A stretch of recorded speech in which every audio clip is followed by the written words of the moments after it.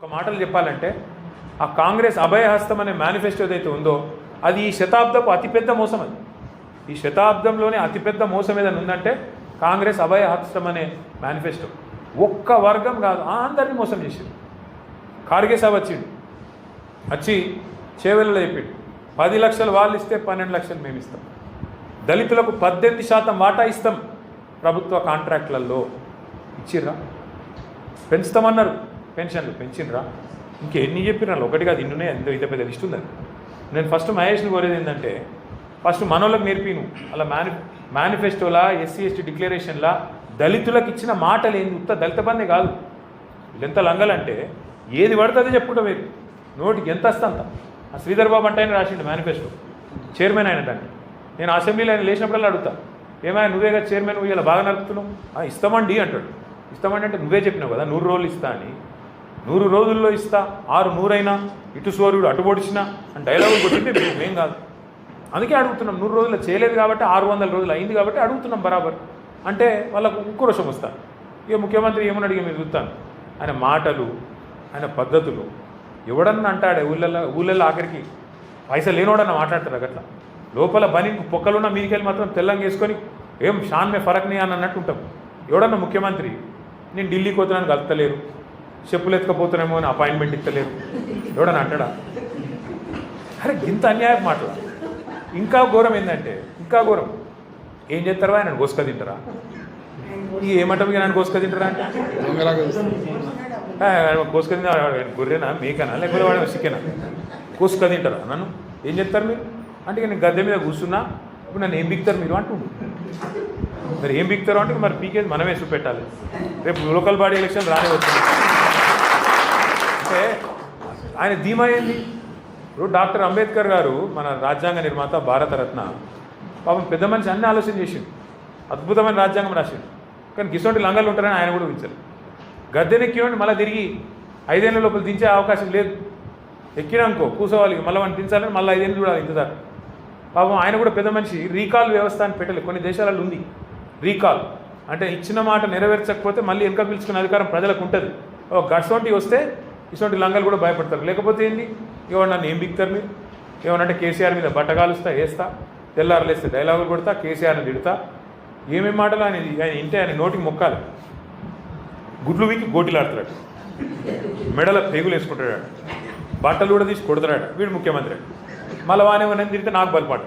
ఇదో పెద్ద కథ. మళ్ళీ వాడిని గట్టిగా ఏమన్నా అన్నా అనుకో, మా లచ్చనని అంటాడు, నువ్వు తిట్టాను సార్ అంటే. నేను తిడతలేనే వాడు చెప్పినే చెప్తున్నాను, నేను చెప్తున్నాను. ఆయన భాషలో ఆయనకు అర్థమయ్యేటట్టు చెప్తున్నా అని చెప్తున్నా. ఏం చెప్పాలి మరిగా? ఇప్పుడు కుక్క కాడుకు చెప్పు దెబ్బ. మరి ఏం చేయాలి? నేను మాకు ఇష్టం లేదు తిట్టుడు, ఆ భాష ఇష్టం లేదు, కానీ తప్పలేదు. ఎందుకంటే ఆయనకు ఇంకో భాష అర్థమైతే లేదు. నిన్న కూడా కేసీఆర్ తుంగతుర్తికి, కోదాడకు, సూర్యాపేటకు చివరి మడి వరకు నీళ్ళు ఇచ్చింది కేసీఆర్ కాళేశ్వరం ద్వారా.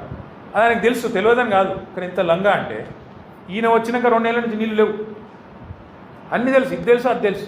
కానీ చర్చకు వస్తావా అంటాడు. మొన్న పోయినాం చర్చకు రమ్మని, ఆడికెళ్ళి మళ్ళీ వీకెండ్ మళ్ళీ చర్చకు వస్తావా నిన్న డైలాగ్. ఏమనాలి? చర్చకు పిలిస్తేనేమో పారిపోతాడు బిరికి సన్నాసి. మళ్ళీనేమో చర్చకు వస్తావా కేసీఆర్, నాగార్జున సాగర్ కట్ట మీదకి వస్తావా? మేమన్నాం ఇక రారాబాయి మరి మేడిగడ్డ బరాజ్ మీదకి రాయిగా ఆడిడేందుకు. మంచిగా ఉంది, అది కూలిపోలే. నువ్వు కూలేశ్వరం అని నీకు నెత్తి బాగలేక నువ్వు అంటున్నావు. కానీ నిన్నగాకమున్న మా జగదీశ్వర రెడ్డి గారు పోయొచ్చు, మొత్తం మేడిగడ్డ బరాజ్ మీదనే కారు నడుపుకుంటా, ఒక ఇక్కడనే కుంగింది, ఒక ఈయనే నా కారు ఉంది చూడుండ్రి అనుకుంటా ఆయన ఇలా ఆడ పెడతాడు సూర్యాపేట. నేనేమంటున్నా అంటే ఇంత మోసం, ఇంత దగ ఒక దళితులనే కాదు, ఏ వర్గాన్ని విడిచిపెట్టకుండా అందరికీ. ఆడబిడ్డలకు చెప్పిండు నెలకు 2500 ఇస్తాను, ఎదురు చూస్తాను. 1,68,00,000 మంది ఆడపిల్లలు 18 ఏళ్ళు నిండిన వాళ్ళు ఉన్నారు రాష్ట్రంలో. వాళ్ళందరూ ఎదురు చూస్తాను ఎప్పుడు వస్తాయి 2,500. వచ్చినాయా? 42% రిజర్వేషన్లు ఇస్తా అన్నాడు. ఏది దిక్కులేదు. ఒక వర్గం కాదు. రైతులకు వెంటనే రుణమాఫీ అన్నాడు. 10,000 కాదు 15,000 ఇస్తా అన్నాడు. రైతు కూలీలకు ఇస్తా అన్నాడు. కౌలు రైతులకు ఇస్తా అన్నాడు. ఎన్ని మాటలు, ఎన్ని మోసాలు. లెక్క పెడితే మొత్తం 420 ఉన్నాయి, కరెక్ట్గా 420. అందుకే నా ప్రార్థన మీతో, ముఖ్యంగా తమ్ముడు మహేష్తో, మీ అందరితో కూడా, ఒకటి మీరు సమిష్టిగా కొట్లాడితేనే, మీరు గొంతిప్తేనే అడగండి అవ్వ కూడా పోవ పెట్టదు. మొదలు ఈరోజు మీటింగ్ తర్వాత నేను పార్టీ తరఫున బట్టి విక్రమార్క గారు, ఆయన ఇవాళ డిప్యూటీ సీఎం ఉన్నాడు, ఆర్థిక శాఖ మంత్రిగా ఉన్నాడు, వెంటనే లెటర్ రాస్తా, మీ రిప్రజెంటేషన్ తీసుకొని దాని మీదకెళ్ళే లెటర్ రాస్తా. దళిత బంధు సాధన సమితి అని చెప్పి ఇట్లా రాష్ట్ర వ్యాప్తంగా ఉద్యమాలు జరుగుతున్నాయి. మరి మీరు వెంటనే స్పందించి మీరు ఇచ్చిన హామీ ప్రకారం మొదలు ఇదివరకు ప్రభుత్వం విడుదల చేసిన పైసలు విడుదల చేయాలి, ఇన్స్టాల్మెంట్లు. రెండవది ఆ ఫ్రీజింగ్ ఎత్తేయాలి. మూడవది మరి మీరు ఇచ్చిన అంబేద్కర్ అభయహస్తం మేనిఫెస్టో ఏదైతే ఉందో అందులో మీరే చెప్పారు 10 కాదు 12 ఇస్తా అని. ఎప్పటి నుంచి చాలు చేస్తావు? ఇదివరకు ఇచ్చినవి ఎప్పుడు రిలీజ్ చేస్తావు? ఇవి ఎప్పటి నుంచి చాలు చేస్తావు చెప్పాలని అడుగుతాను. అట్లే ఆయనకి యాద్ చేస్తా. కేసీఆర్ ఉన్నప్పుడు 1022 గురుకుల పాఠశాలలు పెట్టినాం. ఇలా గురుకుల పాఠశాలల్లో ప్రతిరోజు ఒక చెడ్డవారు, ప్రతిరోజు ఫలానా కాడ పిల్లలకు బోసక్కగా లేక ఫుడ్ పాయిజనింగ్ అయింది, 30 మంది అస్వస్థత, 40 మంది ఇట్లా, ఇప్పటికి 100 మంది పిల్లలు చచ్చిపోయినారు, 1000 మంది ఇప్పటికీ ఆసుపత్రిలో పాలయ్యారు. నీ పిల్లలకి ఇట్లా ఎత్తుకుంటావా రేవంత్ రెడ్డి అని నేను అడిగినాడు కడుపుగాలి. నీ పిల్లలకు, నీ బిడ్డకో నీ మన్మనుకో ఇట్లా ఎత్తుకుంటావా? ఇదే తిండి పెడుతుకుంటావా? ఇలా సాంబార్ వాళ్ళకు పైసలు ఇస్తలేదు. పెద్ద పెద్ద కాంట్రాక్టర్లకేమో పైసలు, వాళ్ళకు అక్కడ ఫుడ్ పెట్టేటోళ్ళకి పైసలు ఇస్తలేరు గురుకులాలకు.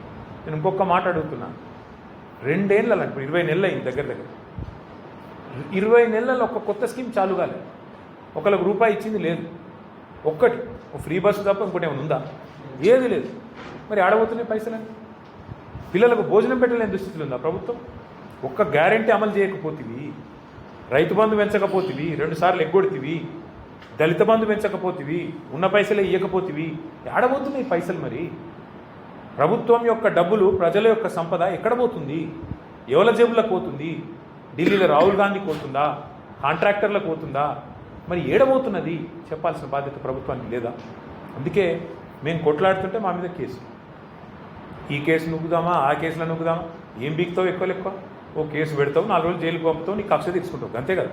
అంతకంటే ఎక్కువ చేసేది ఏముంటుంది మమ్మల్ని? కానీ ఒకటి మాత్రం పక్క, ఆయన కేసులు పెట్టినా, జైళ్ళకు పంపినా, ఆయన ఇంకో 10 కేసులు ఇంకా పెట్టినా మేము మాత్రం ఊకోము. ఖచ్చితంగా కేసీఆర్ గారి నాయకత్వంలో అందరం సమిష్టిగా మీకోసం, రాష్ట్రంలోని ప్రతి ఒక్కరి కోసం కొట్లాడుతూనే ఉంటాం. కాకపోతే మీ మద్దతు మాకు కావాలి. మీరు ఇప్పటికే 16 జిల్లాలకు పోయినామన్నారు, సంతోషం. మిగతా 14-15 జిల్లాలు కూడా మీరు పోవాలి. తప్పకుండా అందరం కలిసికట్టుగా ముంగడికి పోవాల్సిందే. తప్పకుండా 100% మీకు అండగా నిలబడుతుంది. ఈశ్వరన్న చెప్పిండు మరి 16 జిల్లాలో మరి ఇప్పుడు తమ్ముడు ఇచ్చినాడు, ఏమేమి పోరాటాలు చేసిండ్రు, ఎక్కడెక్కడ చేసిండ్రు, బ్రహ్మాండంగా చేసిండ్రు. హుజురాబాద్లో కూడా చక్కటి కార్యక్రమం చేసిండ్రు. మా సోదరుడు కౌశిక్ రెడ్డి గారు కూడా ఆ రోజు అరెస్ట్ అయ్యాడు, దెబ్బలు తిన్నాడు. ఆయన కూడా బాగా ఇబ్బంది పడ్డాడు ఆ రోజు, నాకు యాదుకుంది. మీరు ఇంకా రాష్ట్ర వ్యాప్తంగా మీరు ఇంకా కమిటీలు విస్తరించండి.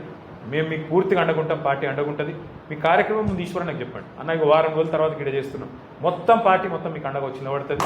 మీ కార్యక్రమం కేసీఆర్ గారు మా అందరికి కూడా చెప్తా ఉన్నాడు, ఏందయ్యా మీరు దళిత బంధు మర్చిపోయినరా, ఎందుకు మాట్లాడతలేరు మీరు అందరూ, ఏం పుట్టింది మీకు అని చెప్పి మాకు కూడా ఎప్పటికప్పుడు సార్ చెప్తూనే ఉన్నాడు. మేమందరం కూడా మీకు అండగా నిలబడతాం. ఉదాహరణకు కూడా మీరు మంత్రులే చేయాలి, వారం రోజుల ముందే చెప్పుండ్రి, మొత్తం పుట్టమలతో సహా ప్రతి కార్యకర్త ప్రతి చెప్పి వాళ్ళు కూడా భయపడతారు.